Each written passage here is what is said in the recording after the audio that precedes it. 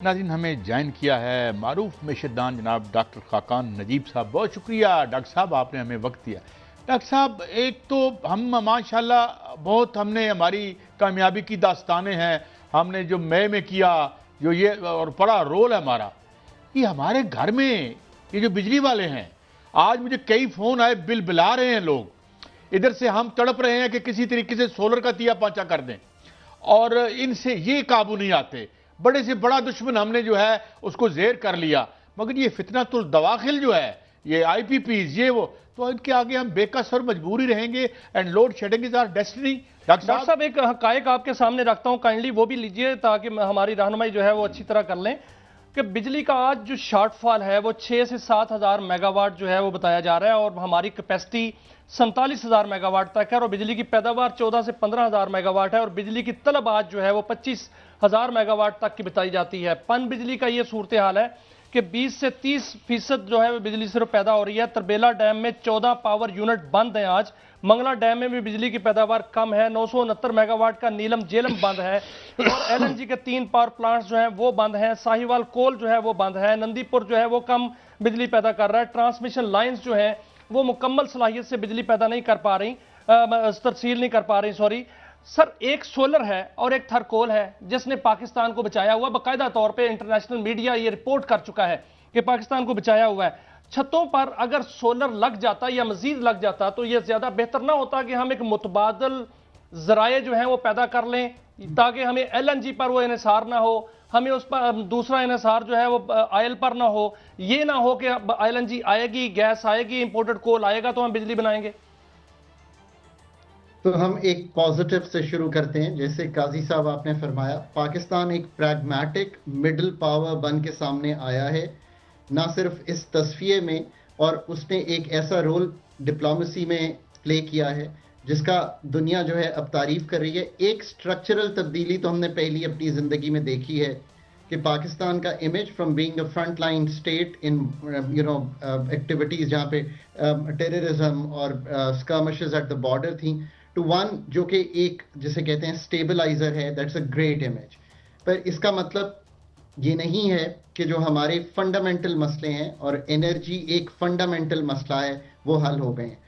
So let's think this through. 90 की दिहाई से लेके जो आईपीपीज की पावर पॉलिसी थी, जिसमें 17% हमने डॉलर डिनोमिनेटेड रिटर्न गारंटी किया। इसकी मैं मिसाल इसलिए देता हूं कि मैंने उस वक्त, मुझे याद है, वजीर खजाना को ये कहा कि आप 17% पे डॉलर पे रिटर्न दे रहे हैं सॉवरन गारंटी खड़ी करके।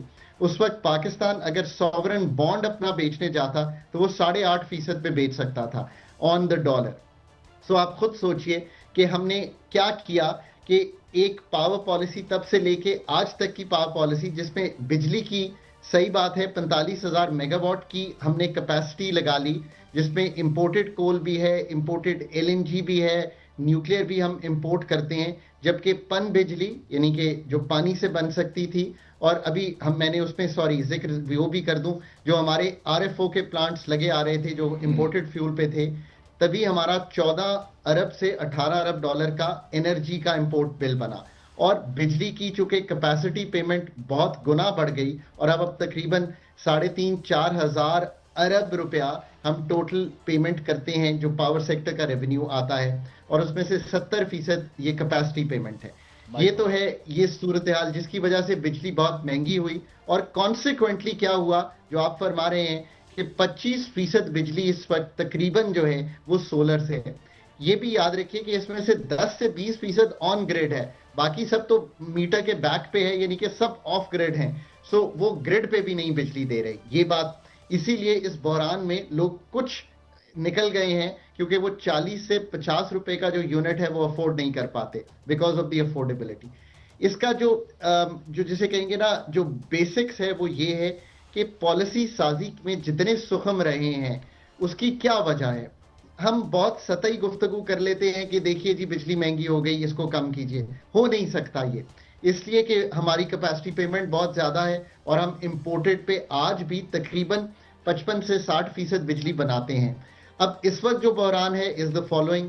एलएनजी 9 कार्गोज आते थे, so let's try and understand. LNG के सारे पावर प्लांट्स 9 कार्गोज पे चलते थे, फोर्स मजोर हो गया, तो उसकी वजह से एलएनजी बंद हुई, तो आपको ये 2 से 6 घंटे के दरमियान लोड शेड मिल रहा है इस वक्त। मुझे मालूम है कि पावर डिवीजन का कहना है कि 2 घंटे है, बट शायद ground reality is not that. Different जगहों पे 2 से 6 घंटे की हमें लोड शेड करनी पड़ रही है। इंपोर्टेड कोल है, इंपोर्टेड न्यूक्लियर है, इन सब चीजों को देखते हुए, और जब फॉसिल फ्यूल पे रैंप अप करते हैं तो उन्होंने बताया कि 3 रुपए बिजली की कीमत बढ़ेगी। ये भी बात बिल्कुल सही है, बिकॉज आज भी जो पॉलिसी साजी हमने की है उसने हमें यहां ला खड़ा किया है कि जो एक्सट्रैक्शन हो रही है बिजली की वो साउथ टू नॉर्थ हम नहीं कर पा रहे। सो ये भी एक सुखम, जिसको हम कहते हैं ट्रांसमिशन एंड डिस्ट्रीब्यूशन जो है, उसमें एक सुखम है। क्यों? क्योंकि ये सारा जो सिस्टम है इसमें प्रॉब्लम क्या है? At the heart of all this is a governance issue. It's not a circular debt issue, it's not a money issue, it's not a pricing issue. Issue ये है कि आज भी सारे डिस्कोज सरकार की तहवील में हैं और एक इनएफिशिएंटली 10% कम कलेक्शन करते हैं। और जो दूसरी चीज है वो क्या है, जो आपको T&D लॉसेस हैं वो जो नेपरा से टैरिफ में है उससे ज्यादा करते हैं। ये तो एक बात हुई। वो क्यों करते हैं? क्योंकि ये नॉन कंपेटिटिव सरकार की तहवील में एक 10 डिस्कोस और जनरेशन कोल की भी हो। जी जी डॉक्टर साहब, बिल्कुल आप ठीक कह रहे हैं, क्योंकि जो ट्रांसमिशन लाइंस हैं उसमें ये सामने आई बात, मैंने देखा कि नेपरा का मैं डॉक्यूमेंट पढ़ रहा था, उसमें ये लिखा हुआ था कि जो मटियारी टू लाहौर फैसलाबाद जो ट्रांसमिशन लाइन है वो 4000 मेगावाट की थी, लेकिन उसमें सिर्फ 2600 मेगावाट या 2800 मेगावाट सिर्फ जो है वो तरसील होता है, बाकी नहीं होता। लेकिन जो टैरिफ लिया जाता है वो 4000 मेगावाट का जो है वो टैरिफ लिया जाता है। ये तो मसाइल हैं सर, लेकिन आज एक पेशरफ्त भी है और बड़ी जो है पेशरफ्त है, वो मैं आपके सामने रखता हूं।